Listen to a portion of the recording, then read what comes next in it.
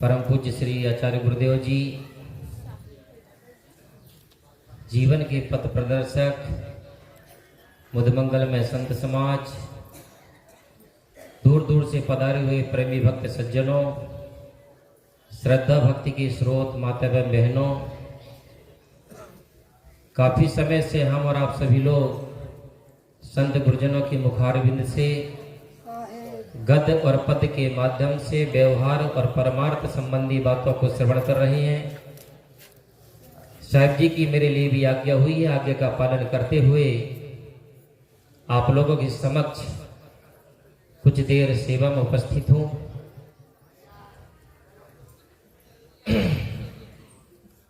सभी महापुरुषों ने इस मानव जन्म की भूरी भूरी प्रशंसा को गाया है, इसकी विशेषता बतलाया है। वो ऐसी कौन सी चीज है, क्या कारण है जिसके कारण से मनुष्य जन्म की विशेषता को बतलाया गया है। सबसे ज्यादा हमारे जीवन में तीन ऐसी महत्वपूर्ण चीजें हैं जो दीगर प्राणियों में नहीं है। सबसे पहले है हंसने की कला। जो मनुष्य अपने जीवन में दिल खोल करके भैकरी भाषा से हंस सकता है, ऐसा दुनिया में कोई भी प्राणी नहीं हंस सकता है। दूसरी हमें जीवन में कला मिली है बोलने की कला, और तीसरी चीज मिली हमें जीवन में कर्म करने की स्वतंत्रता। ये तीन कारणों से हमारे मानव जन्म की भूरी भूरी प्रशंसा को बताया गया है। लेकिन आप सब लोगों को मालूम है, जब कोई भी बच्चा जन्म लेता है, 6 महीना के बाद, साल भर के बाद में जब वो थोड़ा थोड़ा अपने नजदीकी लोगों को पहचानने लगता है, समझने लगता है, तो वो छोटा सा बच्चा भी अपने वालों को देख करके मुस्कुराने लगता है। फिर और थोड़ा सा समझदार होता है, थोड़ा सा बड़ा होता है, अपने इर्द गिर्द और लोगों को पहचानने लगता है, तो वो अपने वालों को भी देख करके फिर मुस्कुराने लगता है।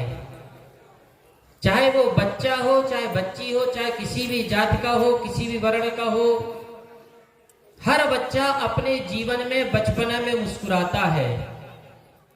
लेकिन सबको अपना अपना जीवन का अनुभव है कि जब जैसे जैसे उस बच्चे की जीवन की यात्रा आगे बढ़ती है, आगे निकलती है, उस बच्चे के जीवन में उसकी मुस्कुराहट धीरे धीरे समाप्त होने लगती है। धीरे धीरे वो बच्चा मुस्कुराना जीवन में भूल जाता है,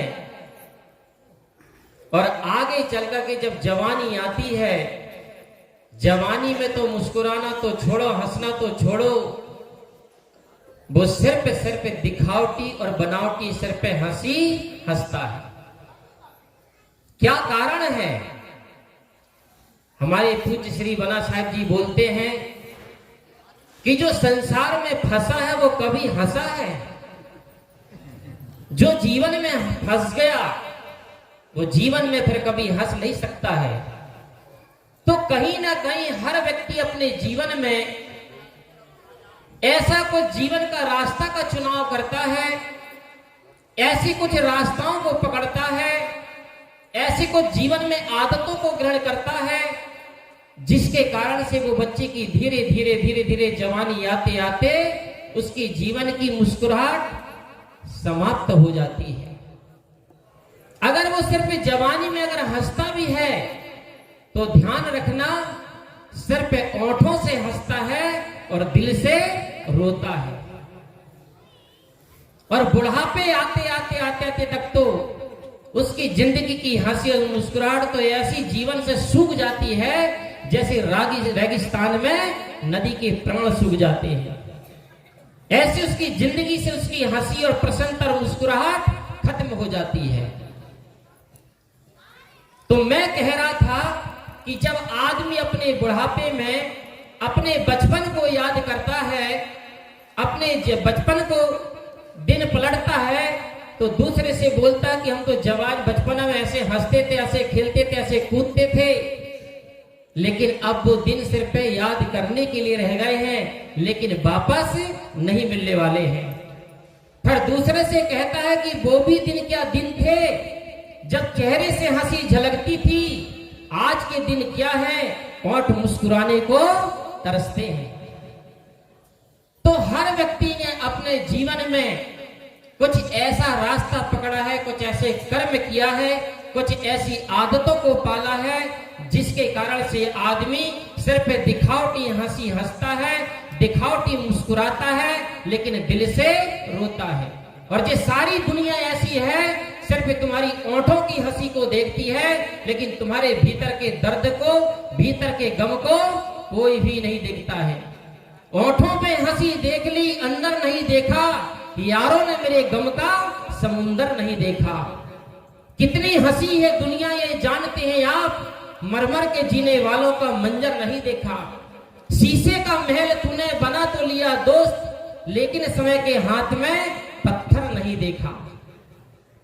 ये है हमारे जीवन की हकीकत। तो हमारे जीवन में हर बात के पीछे एक तर्क छिपा रहता है, हर बात के पीछे एक तर्क छिपा रहता है, हर प्रश्न के पीछे का अर्थ छिपा रहता है। दिल की गहराइयों में उतर के देखो तो हर दिल में एक दर्द छिपा रहता है। यहां पर जितने भी लोग होंगे, ऐसा कोई भी व्यक्ति नहीं होगा, चाहे सत्संगी हो चाहे बिना सत्संगी हो, ऐसा कोई भी व्यक्ति नहीं है जो कोई ना कोई गम का मारा हुआ ना होगा।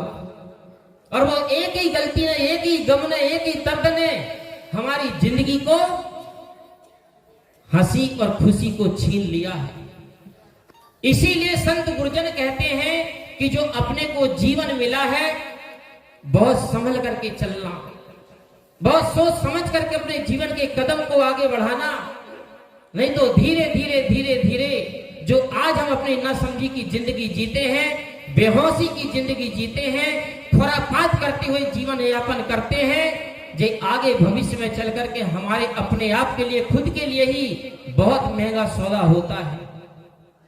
हम जितने भी जीवन में जितने सब काम करते हैं, आप जब भी इस प्रकार के काम करते हो तो बिना बेहोशी, बिना अज्ञानता के कभी भी आदमी जीवन में अपने आप के लिए दुख के काम न तो बोता है और न दुख के काम करता है। जे सत्संग हमें क्या करता है, सत्संग सिर्फ हमको जगाता है। हम जो बेहोशी का जीवन जीते वो हमको सजग करता है, सावधान करता है। लेकिन हम सत्संग में भी बैठ करके, सत्संग में भी आकर के, यहाँ पे थोड़ा सा समय जो हमको मिलता है, उसको समय को भी हम अपने जीवन में इधर किधर की बातों में, फालतू बातों में अपना समय को बर्बाद करते हैं। तो संत गुरुजन कहते हैं कि अपने जीवन में सबसे पहले बहुत सावधानी का जीवन जिए, सावधानी से अपने रास्ता चलिए।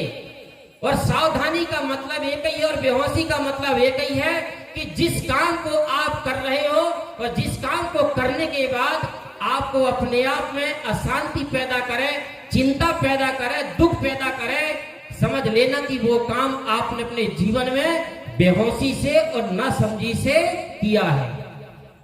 और जिस काम को करते समय आपके मन में प्रसन्नता होए, आपके भीतर में निर्भयता पैदा होए, आपके मन में घिचपिच पैदा ना होए, आपके मन में कोई संशय और दुविधा पैदा ना होए, तो समझ जाना कि वो काम अपने आप के लिए, खुद के लिए सही कर रहे हो।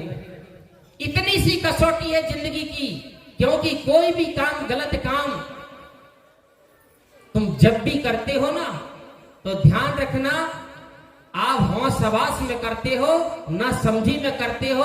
क्योंकि ये बात कभी भी दुनिया से छिप सकती है, लेकिन अपने आप खुद से कभी ना तो छिप सकती है। इतनी बात तो पक्का समझ लेना, किसी को पता चले या ना चले, कोई देखे या ना देखे, मगर अपने खुद तो हम देखते हैं, खुद को तो पता चलता है। भलाई कर भला होगा, बुराई कर बुरा होगा, कोई देखे या ना देखे, मगर खुद तो देखता होगा। हम खुद तो देखते हैं सज्जनों, हमें खुद का तो पता है। क्यों? क्योंकि तुम्हारे भीतर एक ऐसा खुदा बैठा है, उस खुदा के सामने अपनी खुद की हुई क्रियाएं, अपने खुद के द्वारा किया हुआ कर्म कभी छिप नहीं सकता है। इसलिए सदगुरु श्री कबीर साहब को कहना पड़ा, तन की जाने, मन की जाने, चित्त की जाने चोरी, वह साहिब सबकी जाने, जाके हाथ में डोरी। वो मालिक तुम्हारे भीतर एक ऐसा बैठा है जो तुम्हारी तन की भी जानता कि तू तन से अपने शरीर से, चाहे प्रकाश में हो चाहे अंधकार में हो, पर्दा के बाहर हो या पर्दा के भीतर हो, आप क्या कर रहे हो उसको भीतर वाले को पक्का पता है। मन की जाने आप मन से किसके प्रति क्या संकल्प विकल्प कर रहे हो, क्या सोच रहे हो, वो भीतर वाले को भी पता है। और चित्त से आप किस प्रकार से किसके प्रति कैसा चिंतन कर रहे हो, कैसा स्मरण कर रहे हो, वो अपने आप को पता है, वो किसी दूसरे को पता नहीं है। इसलिए वो मालिक सबके भीतर ऐसा बैठा है जो पूरी उसके हाथ में बागडोर है। लोग कहते हैं कि परमात्मा से डरो, ऊपर वाले से डरो। अरे संत गुरुजन कहते हैं जिसको तुमने आज तक ना देखा है, ना जिसका अता ना पता है, उससे डरने की क्या जरूरत है। ऊपर वाले से मत डरिए, लेकिन अपने भीतर वाले से जरूर डरिए। इतनी बात तो पक्की याद रखना, ऊपर वाला तो भला ही तुम्हें माफ करे या ना करे या माफ भी कर दे, लेकिन भीतर वाला कभी तुमको माफ नहीं करने वाला है। इसीलिए कबीर साहब जी कहते हैं कि सबसे पहले अपना जो जीवन है, इतना अच्छा हंसता हुआ जीवन को कभी जीवन में ऐसे रास्ते मत चलो, ऐसे काम मत करो कि अंतिम समय आपको सिर पर रोना ही आपके सिर पर जीवन में हाथ लगे। क्योंकि ये जीवन मिला है, हंसने के लिए मिला है, प्रसन्नता के लिए मिला है, गीत गाने के लिए मिला है। जिंदगी है गीत प्यारा, गीत गाना सीख ले, रोते रोते क्या है जीना, मुस्कुराना सीख ले। लेकिन हम वैसा काम नहीं कर पाते हैं। आदमी की जिंदगी के सर पर 3 ही रिजल्ट रह जाते, पूरा जीवन का रिजल्ट 3 ही निकलता आदमी का। रोते रोते जन्म लिया, शिकवा शिकायत करते जिंदगी जिया, और पश्चाताप करते करते इस दुनिया से विदा हुआ। ये है आदमी के रिजल्ट। क्या तुमने इसी के लिए मात्र जीवन पाया था? मात्र इतने काम करने के लिए आपको जीवन मिला था? अरे ये जीवन मिला था कुछ भक्ति करने के लिए, सत्संग करने के लिए, सेवा करने के लिए, परमार्थ करने के लिए, साधना करने के लिए, संत गुरुजनों के पास में सानिध्य में बैठ करके अपना जीवन को समझने के लिए। लेकिन तुमने वो काम नहीं किया, और जिसने ये काम नहीं किया उसी व्यक्ति के जीवन में ये 3 रिजल्ट उसके हाथ में आते हैं। वही व्यक्ति जीवन में रोता है, वही व्यक्ति शिकवा शिकायत करता है, और दूसरे के सामने हमेशा आंसू बहाता रहता है। दूसरे के सामने आंसू बहाने से तुम्हें क्या मिलेगा? दूसरा तुम्हारे कोई दर्द और गम को हर लेगा, तुम्हारे दुख दर्द को छीन लेगा। ये दुनिया सर पे तुमको ऊपर ऊपर से आश्वासन देगी, जब तुम रोगे दूसरे के सामने गिड़गिड़ाओगे, लेकिन बाद में क्या करेगी ये दुनिया? तुम्हारे दर्द में, तुम्हारे घाव में और नमक डालेगी। इसलिए अपना जीवन का दुखड़ा, अपना जीवन का दुख कभी दूसरे के सामने मत कहना। हर आंसू आंख में लाया मत करो, हर बात सबको बताया मत करो। लोग मुट्ठी में नमक लिए फिरते हैं, हर जख्म सबको दिखाया मत करो। एक बात अच्छे तरह से समझ लेना। इसलिए हमारा जो जीवन मिला है, कल्याण करिए, भक्ति करिए, सत्संग करिए, सेवा करिए, और अपनी जीवन की जितनी गलती और बुराइयां हैं उनको सबको छोड़ करके अपना जीवन को मंगलमय बनाइए। अपना जीवन में सुंदर कर्म करते चलिए, सुंदर रास्ते चलते चलिए। बस इन्हीं शब्दों के साथ में अपनी वाणी को विराम देता हूँ। मुझे जो समय मिला था, मेरा समय पूरा हुआ। आप लोगों ने बड़े शांति का परिचय दिया, शांति से बातों को श्रवण किया, इसके लिए बहुत बहुत धन्यवाद है। घड़ी कर रहे इंतजार, और आप लोगों के भीतर बैठे हुए प्रभु को नमस्कार। बोलिए सद्गुरुदेव की।